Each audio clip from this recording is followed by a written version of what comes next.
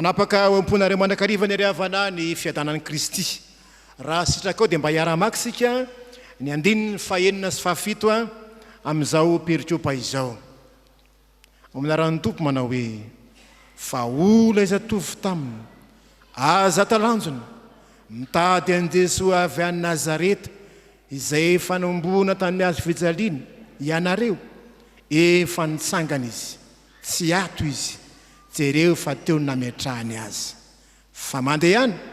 lazao amin'ny mpianany sy Petera fa mialohanareo any Galilia Izy ary any no ahitanareo azy araka izay nolazainy taminareo. Amen. Ireo tenindreo ry havana dia tenin'ilay zatovo izay ny akanjo fotsy milaza ny fanatrehan'Andriamanitra na ny anjely moa ny filazatsika azy Andriamanitra manatrika no azo lazana reto zatovolahy anankiroa izay nanatrika teo anolohan'ny fasana nampafantatra ny reto vehivavy ny asa-pamonjena mahagaga izay nataon'Andriamanitra fa ola izy atovy tamin'ny aza talanjona teny tsy mba mandatsa teny tsy manome tsiny fa teny mampahery kosa teny manome andraikitra ireto vehivavy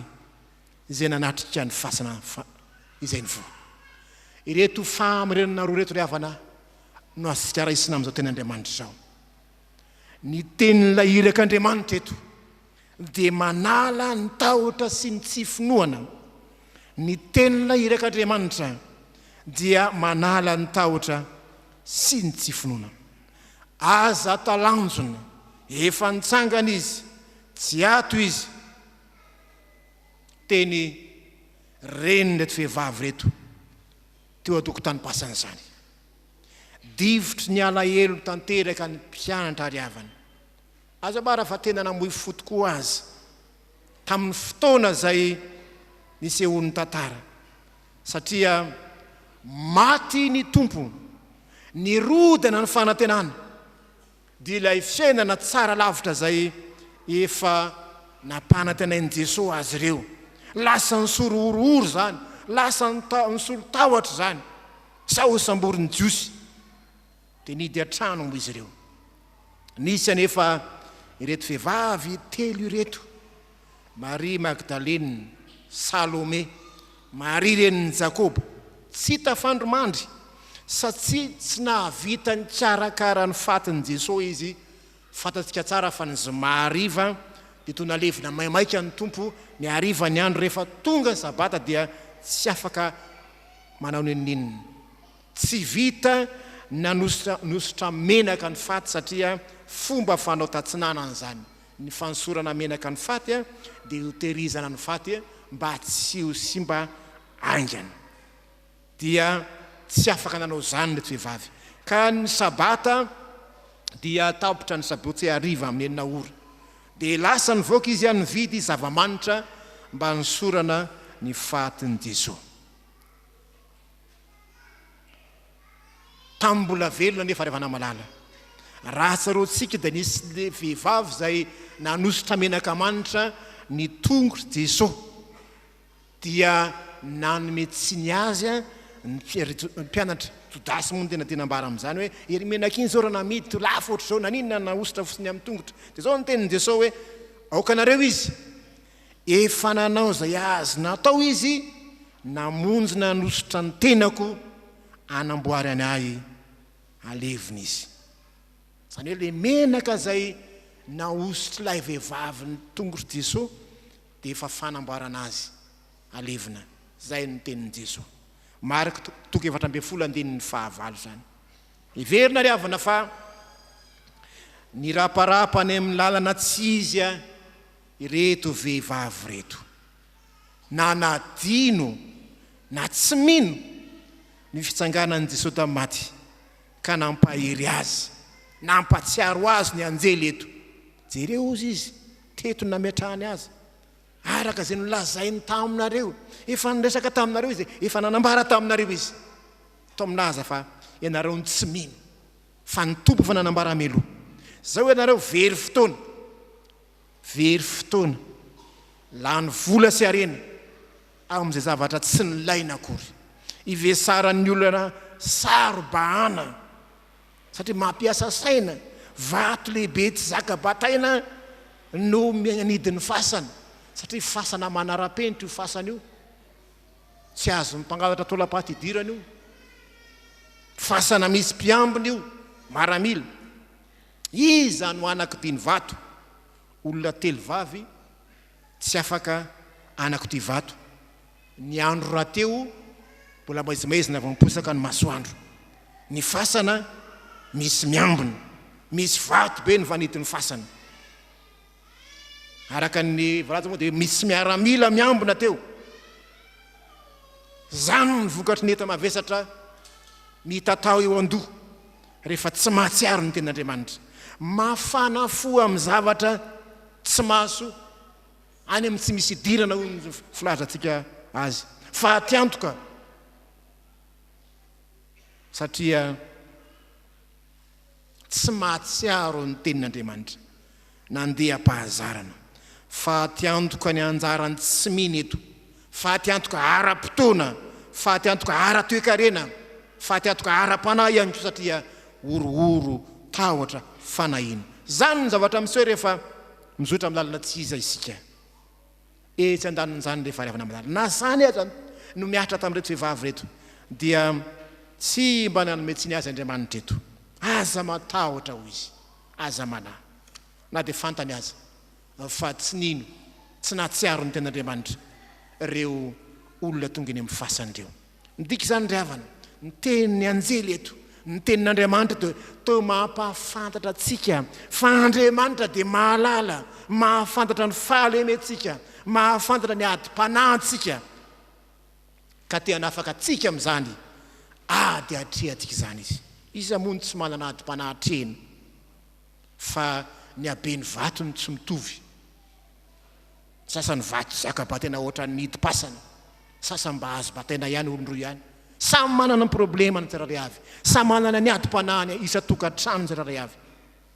fa rehefa miona ny tomposika rehefa mony amin'Andriamanitra sika asain'Andriamanitra miverin-dalana satria diso lalana mandehanao endritry ny fibebahany zany ry havana malala ny ampibebaka anao ny ampahatsiaro anao fa diso ianao diso lalana anao zany ny tanjon'ny tompo fa tsy ny andatsa tsy ny ametsiny anao nasehony mihitsy ry havana nasehony mihitsy ho tsapany reto vehivavy reto fa diso lalana izy dia ny sokafany ny fasany mba hitan'ny olona azy fa tena tsy tao marina izy Andriamanitra mandresy lahatra zany atsapahany olona ny fahadisoany tsy tian'Andriamanitra hitoetra ao anatin'izany fahakiviana sy famoizam-pozany ny olona iraparapa makany amin'ny fasana asa raha fantatsika fa ny dikany teny hoe fasana dia mitovy amin'ny foteny hoe fahatsiarovana raha teny grika foy dia ny dikany hoe fasana dia ny hoe mnemeona ny dikany ary ny dikany hoe souvenir raha fahatsiarovana dia ny hoe mneme anamnesis na mémoire ho sika mitovy ihany ny dikan'ny foteniny hoe fasana sy ny hoe fahatsiarovana ary maro zany ny fasana dia toera ny fahatsiarovana maro ty ny fasana tompoko lahy ato le malala amileviny zao hoe isaka mandalo dia mitomany manatra voninkazo mifokofoko ifaka misy misokatra amin'ny fasana dia manarao-paty ny olona finosina sao dia mangatsika sy ny sisa mitoetra ao le fahatsiarovana ao anatin'ny fasana kanefa tahaka ny fon'ny olona koa io rehefa lavitra n'Andriamanitra isika ny fotsika dia mitoetra ao anatsika avokoa io ka azy na ratsy rehetra mitamberina satria ny fasana tsy inona akory fa tsara ivelany zany inona ao anatiny taolam-paty fa tsara ivelany Jesoa maty ny raparapany reto olony reto fa tsy Jesoa velony zany ny tsy vavahantsika maty tsy Andriamanitra ny maty izy fa Andriamanitra ny velona tsy ao izy mampahery antsika ny tompo amin'izany tsy ny maty no hanao avitra antsika fa Jesoa velona aza miraparapa any amin'ny fasana sy ny fahafatesana mba amin'ny endriny rehetra aoka ny fonao tsy tony fasadaka itoerany fahatsivana sy fahakofena sy ny sisa fa aoka itoetra ao ny tenin'Andriamanitra dia ho tsaronao dia heverin-dalana hoe ay diso lalana ho any amin'ny Tompo aho. Ary zay no mitonantsika amin'ny fidirana faharoa, fizarana faharoa amin'izao tenin'Andriamanitra zao, izay milaza fa ny tenin'Andriamanitra eto, ny tenin'ilay irak'Andriamanitra eto dia tena manome andraikitra adidy mba hitory ny vaovao mahafaly. Rehefa avy nampahireziny, rehefa avy nafahona ny tahotra dia ny rahana ny olona mahery, ny olona nandrisy, ny olona tao anatin'ny fanantenana no afaka irahana. Zany ny tenin'ny anjely eto. Tsy avy an-trano isika dia naniraka hoe mandeha anareo zao miara tsy ato izy fa nasehony tsara, nasaina mijery tsara aloha hoe tsy misy fahaditsony ao dikan'izany dia zavatra maresy lahatra tanteraka no asaina toriana. Zany ny vaovao mahafaly. Nasaina nandeha nilaza amin'ny mpianatra indray ireto vehivavy. Ny lara-pahamena zany dia mandana lazao amin'ny mpianany izy moa dia resahana manokana eo mba amin'izao izy Petera mandehana. Ny baiky ny Jesoa ravana dia mazava rehefa hiakatra any an-danitra dia zao ny teniny manao hoe mandehana any amin'izao tontolo izao ianareo mitoriny amin'izy. Zay vao mitoy ny hoe manao batisa azy sy ny fanahy-masina. Tsy ny manao batisa ny mamaika ny fiangonana fa ny anininy hitory ny filazantsara. Ny olona voatory filazantsara no